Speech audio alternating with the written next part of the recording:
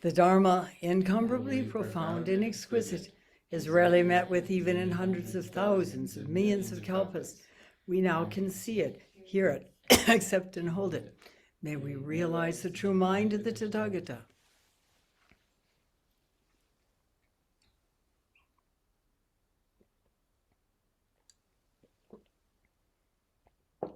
Today is the 5th day of this 7-day session here at Mountain Gate in northern New Mexico. And I'd like to speak a little bit about sort of some of the Zen history. It's often assumed that people who become Zen masters are usually ordained monks, or, I mean, whether female or male, we're all called monks. But that's not 100% true. There have been, over the centuries, many lay men and women who have taught Zen. There are 3 that stand out in the Zen history, the first being Vimilakirti. Vimilakirti lived in the time of the Buddha, actually, and he was a deeply, deeply realized layperson. Back then, it was said that life was so simple that even encountering the Buddha, one could be triggered into a deep awakening experience. Things have changed a bit since then. It's a little bit harder work, but nonetheless, awakening is possible. But Vimilakirti was, although he wasn't officially a teacher, he was certainly enough of a teacher that he is recognized nowadays. In fact, there's a whole sutra about him, the Vimilakirti Sutra. And in the sutra, it is relayed that Vimilakirti became ill.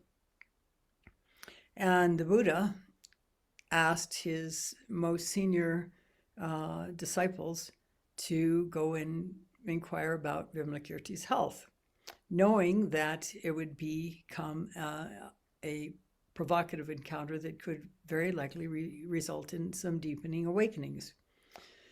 And again, I say deepening awakenings because awakening is a process, and one Kensho doesn't do it all. Despite what the early hype of Zen was.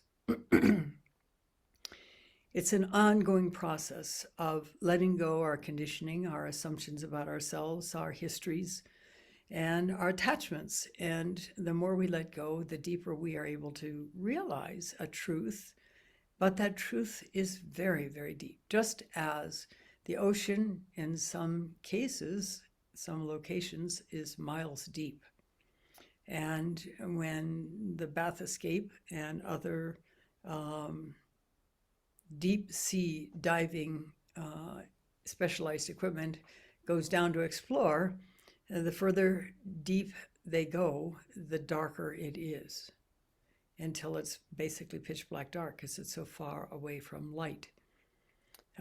Which brings me to thinking of a couple of part of a verse of the chant, the relative and absolute that we do every morning. In light there is darkness, but do not search for that darkness. In darkness there is light, but do not look for that light. Within us is a place of utter, profound freedom. And we can realize it, but it is a process. It's not a fast situation, and it requires courage and the willingness to go into seeing as clearly as possible where we are caught in not being able to see that deep truth. So again, back to Vimilakirti. So the Buddha asks various different bodhisattvas, the senior disciples, if they would go to visit Vimilakirti and inquire after him. And each one of them, one after the other, says, I really am not anxious to do this because last time I saw Vimilakirti, this happened and I was deeply embarrassed. He really showed up that I was not as deep in my practice as I thought I was, and so on and so on. One after the other is asked, and each one declined until finally they reached the top guy, who is Manjusri, the Bodhisattva of wisdom. And so finally, Manjusri goes to visit Vimilakirti, and because Manjusri, who's the most deeply realized Bodhisattva, is going to be there, this tiny little room that Vimilakirti is lying on a bed in is suddenly filled with innumerable beings. This is not so far from what can happen, by the way, but we won't go into that at this point. The main thing is that Vimilakirti was lying in his bed, and when Manjusri entered, he said, "How are you doing?" And Vimilakirti said, "I am sick because the world is sick." That is actually quite a profound statement. It expresses the understanding that there is nothing but oneness, that we are all interconnected. There are no barriers between us, except in our assumptions and our, well, what we've been told, what we believe. So what is important is to go deeply enough so that we do understand that, and then we recognize that all beings, as Thich Nhat Hanh said, are our brothers and sisters. And as the Tibetan Buddhists also say, every being in the universe has been our mother or our father, or both, since time immemorial. So Vimilakirti, eventually, through the Vimilakirti Sutra, does a profound teaching. So he was the first outstanding, publicly recognized at least, and handed down, his story handed down through the centuries, layperson who was deeply realized and taught others to open again also to that realization. Then many centuries later in China, there is a layman named P'ang, P'ang Yun, and he is also famous. There are three notable lay people in Buddhist history. That does not mean that there are only three. There are, I'm sure, multitudes. In fact, Hakuin had a young girl, she was 16 years old, whose father was a student of his, and she also was a student of his. And he had an encounter, she and Hakuin had an encounter in which Hakuin says, "I've been bested by a 16-year-old girl." And it's not limited, awakening is not limited to appearance in any form. Whether we are wearing Buddhist robes, whether we are in some other ordained condition in some other religion, no matter whether we are male or female, or nowadays there's a lot of intermixing, transgender and non-binary and so on and so forth. Every single one of us has the potential to become deeply awakened. And as a matter of fact, Layman P'ang's wife and daughter, and supposedly also his son, although in this, what I'm going to share with you, which was researched and written by Andy Ferguson, who's a Zen Center of San Francisco member and fluent in Chinese and is a Chinese translator. He only wrote about P'ang Yun and his wife and his daughter. They were apparently all deeply realized. And in fact, there's a story. Eventually, the family split up so that the mom and the son went together and wandered about. and Layman P'ang and his daughter stayed together and wandered about. I think they wove baskets to make enough of a living to be able to eat. Prior to that, they had, the four of them, gathered their wealth and gone out into the middle of a lake and sunk it in the lake, seeing that it was not essential for them to enjoy life and rather could have been a burden. And indeed, we see this in modern society, that people who have extreme wealth are subtly burdened by it. They use it to attempt to control politics, often, not always by any means. There are a few stellar folks that are not doing that kind of thing, and I'm thinking right now about the founder of Patagonia outdoor wear, who has, as he is advanced in age, decided to give his company to his employees, to step down in terms of any ownership of the company and to divide the wealth among all of them. This is a more enlightened view than many executives have, but I won't go into that at this point. Extreme wealth can be a burden, as much as extreme poverty can be. Extremes in any direction can be a burden. And this is why the Buddha established what he called the middle way. He experienced both extremes, living in luxury in a very high caste family, his father in a very high position in the area, presumably with great wealth in terms of what wealth was back then.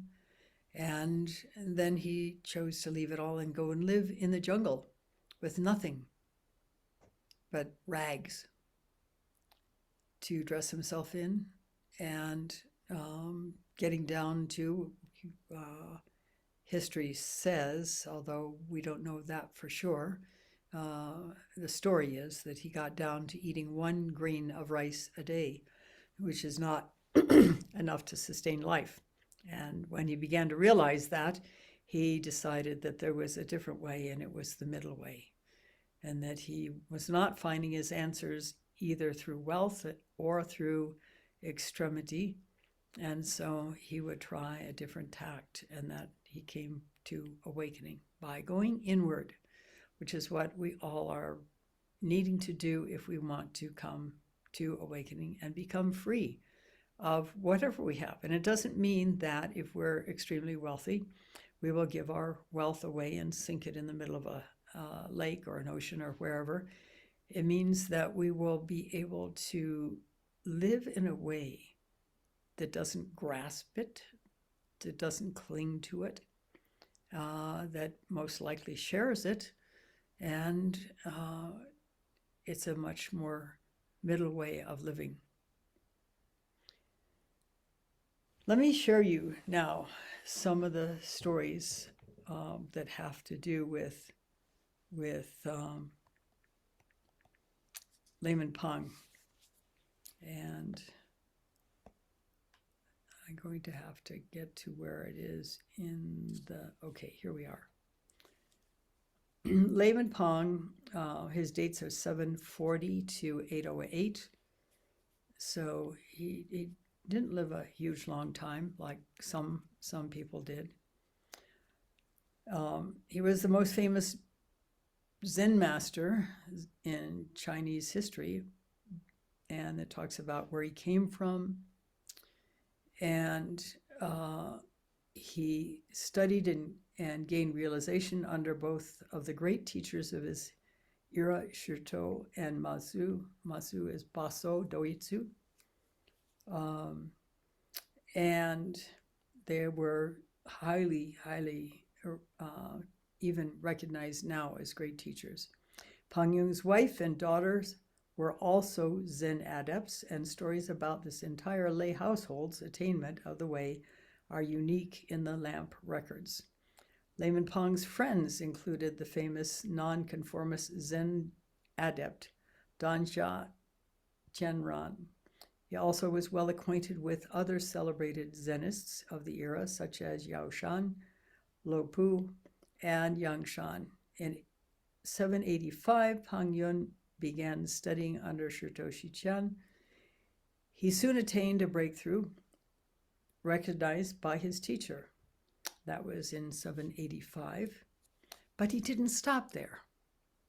He went on to have subsequent awakenings. In the year 785, P'ang Yun met Zen Master Shito. He asked him, "Who is the one who is not a companion to the 10,000 dharmas?" A dharma, in this case, is phenomena. Shito quickly covered P'ang Yun's mouth with his hand. P'ang Yun suddenly had a realization. And one day, Shito asked, "What have you been doing each day since we last saw each other?" P'ang Yun said, "If you ask about daily affairs," and this is famous, "then nothing can be said." And then he recited a verse whose last two lines are widely quoted. "How miraculous and wondrous, hauling water and carrying firewood." There's other times and places where it's said, translated as my miraculous activities consist of drawing water and hauling firewood. Later, upon meeting Matsu, that's Baso Doisu in the way Japanese say it, P'ang Yun penetrated deeper into the way. Layman P'ang asked Matsu, "What is the one who is not companion to the 10,000 dharmas?" Same question. And Matsu said, "When you swallow all of the water in the West River in one gulp, then I'll tell you." And hearing those words, Layman P'ang fully realized the mystery. By the way, that is a koan. How do you swallow all the waters in the West River? Or, as it's sometimes put, how do you swallow all the waters in the Pacific Ocean? Show me.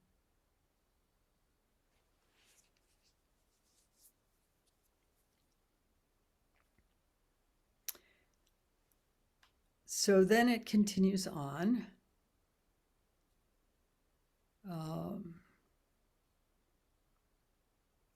Layman P'ang attended a reading of the Diamond Sutra.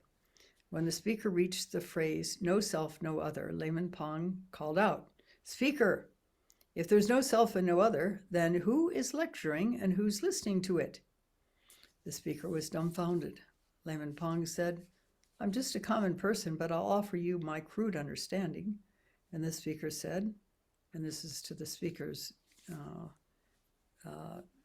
it says something good about the speaker, because he was not just incensed that somebody should interrupt him like that. He was asking what he had to say. So what is the layman's idea? P'ang Yun answered with this verse, "No self, no other. Then how could there be intimate and estranged? I advise you to cease all your lectures.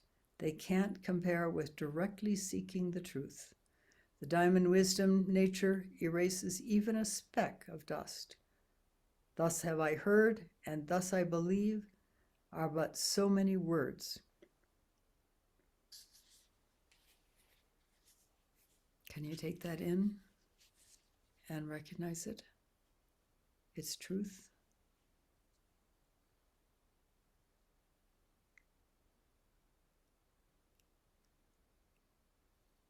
No self, no other, then how could there be intimate and estranged? I advise you to cease all your lectures. They can't compare with directly seeking truth. The diamond wisdom nature erases even a speck of dust. Thus I have heard, and thus I believe, are but so many words. And then one day, P'ang, apparently the family was really having a lot of fun with each other, asked his daughter, "Some ancient said, 'Clear and brilliant are the meadow grasses. Clear and brilliant is the meaning of the ancestral teachers. How do you understand this?' And Ling Zhao, the daughter, said, So old and great, and yet you talk like this. And Layman P'ang said, what would you say? And Ling Zhao said, clear and brilliant are the meadow grasses. Clear and brilliant is the meaning of the ancestral teachers. And her dad laughed.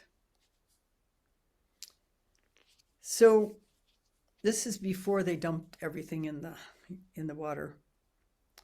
But eventually they split up, and as I said, Layman P'ang and his daughter were living together and had many adventures together.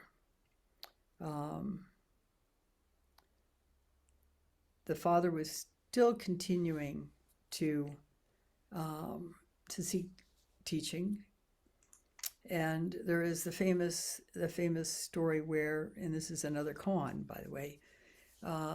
Layman P'ang has just been visiting his teacher, and the teacher, understanding the value of Layman P'ang and what he might be able to help his students with, just as Vimilakirti and the Buddha were asking people to come and visit, and perhaps there would be some teaching, not even perhaps, undoubtedly there'd be some teaching by Vimilakirti. And the same way with Layman P'ang. And so 8 senior monks were sent out to accompany him to the front gate. And by the way, a temple has an inner gate, an inner sanctum, which is where the practice buildings are. And then there's the expanded property, which can contain rice fields and all kinds of things. In ancient times it did. And then there is a main gate at the end, at the extent of that boundary. So these monks were accompanying Layman P'ang to the main gate, and it was snowing. And so Layman P'ang said, beautiful snowflakes, they fall everywhere, each one unique. And let's see, there's more to it than that, I think. He said, good snowflakes, each one not falling any other place. At that time, a Zen monk named Chuan asked, where do they fall? Chuan was probably trying to be cute, because there they were falling all around them.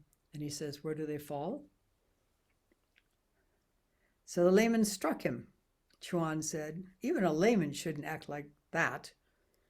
And P'ang Yun said, a so-called Zen guest, and these gentlemen that were escorting him to the gate were considered Zen guests, saying such a thing, Yama, the king of hell, will never release you.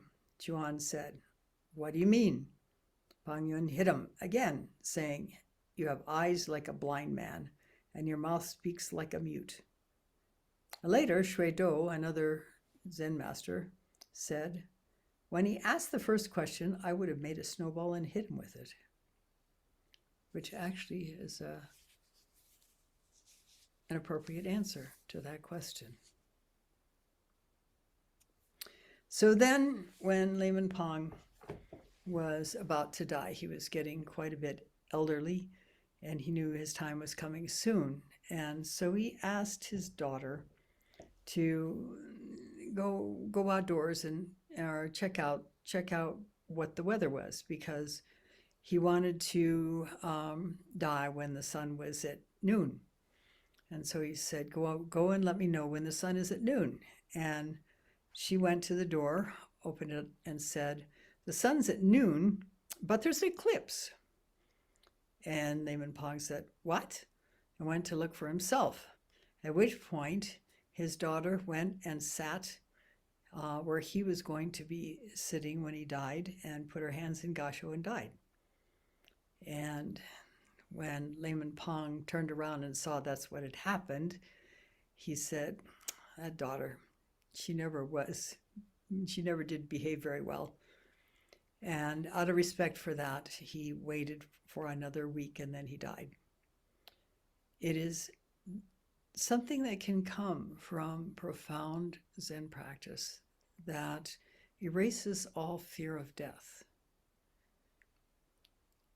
It appears that people who have had near-death experiences also no longer have any fear of death. But we don't have to wait for a near-death experience.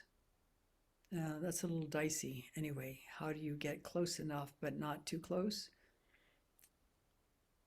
There's a deeper way to become free, so that when the light of your eyes is falling, as it's quaintly put in the historical texts,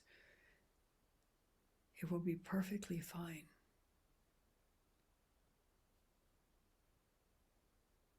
What will happen at that point? Where will you go? There's a koan that says the students of a master were asking him, as he was quite elderly and preparing to die, where will you go after you die? And his response was, I will become a water buffalo at the bottom of the hill. Meaning, I will go into service for humanity. But that may or may not be an answer that you would want to give if you were taking this koan on. Where would it be that you would go after you die?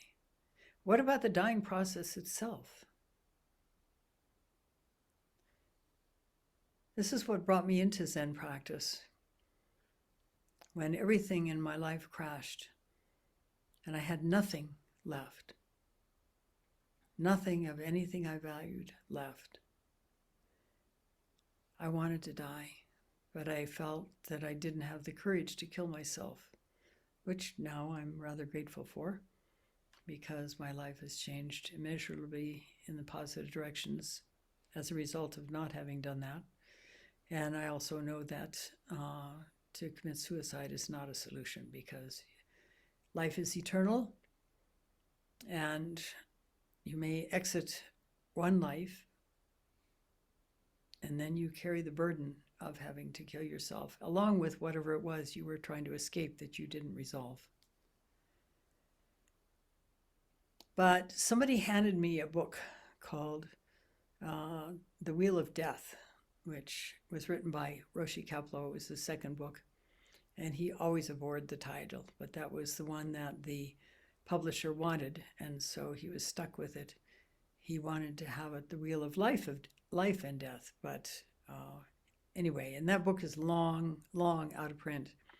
And many, many decades later, he wrote the sequel to it, or the redo of it, which is considerably expanded. I was his secretary at the time, so I was part of the process of the unfolding of that book. And originally it was called The Zen of Living and Dying. I don't know if they eventually changed the title or not, but it was originally published under that first title. And when I read that first book, I thought, what is it that the Zen masters knew that they could die without regret, without fear, just simply let go? What was it that they knew?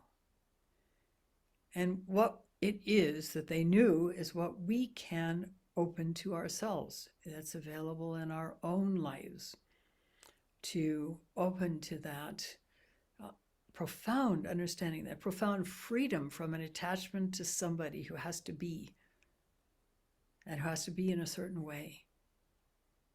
And if they can't be in that certain way, then it's pain and suffering. And usually the pain and suffering comes because we can't always be unchangeable in some seemingly perfect way. Our lives unfold, flow. And if we can go with the flow, unhindered by our assumptions about what we do think we need in order to be happy, then there's a whole lot of stress let go of, and a whole lot of freedom. Ways can open up in which to be fully fulfilled in life, happy and vibrant, even in the midst of challenge. And it doesn't mean that the challenge doesn't impact us necessarily, but that we aren't caught by that impact. In the midst of that impact, we are free, fully feeling the experience of it, fully feeling the whatever it is, the loss, the danger, the discomfort, whatever it is. We can be free in the midst of that. This is what our practice allows us to open to. It gives us the tools to open to that. And Vimilakirti was an example, along with all the many monks, men and women, over the centuries, over the millennia, who have also realized deeply that Layman P'ang and his daughter could simply let go and move on. In a last kind of cosmic joke to each other, they were free to do that because they were not clinging in any way to life. It is said that when his wife and his son learned of their deaths, the son, standing holding his hoe, just stood there and died. I don't remember what it said about the wife. But the utter freedom of whatever happens to us, being free from being turned around by it, being in anguish about it, being troubled by it, is something that, as I said, each one of us can realize that place that lives within us, that is us, really. It's our true nature. The rest of it is a crustation that has accumulated over time with conditioning. So dive into your practice, because these stellar people have shown us the benefits of doing that, and that you too can have profound awakening and truly become free, because you can. You don't have to be in robes. If it's your karma to be so, yes, that's great, that's fine. But if it's your karma to remain in lay life, that's also great, that's also fine. Each of us has our own karma in that direction, and to honor that. But within that karma, to dive deep and to become free while we have this precious life. I know that it took me 32 years to get back to practice in this life. I know I have practiced in many other lives. I want to do as much as I can, go as deep as I can in this one while I have this connection, while I have this chance, and not let it depend on some future life. So, as the saying goes, make hay while the sun shines. Go for it. It'll be worth it. Thank you for listening. We'll stop now and recite the 4 vows.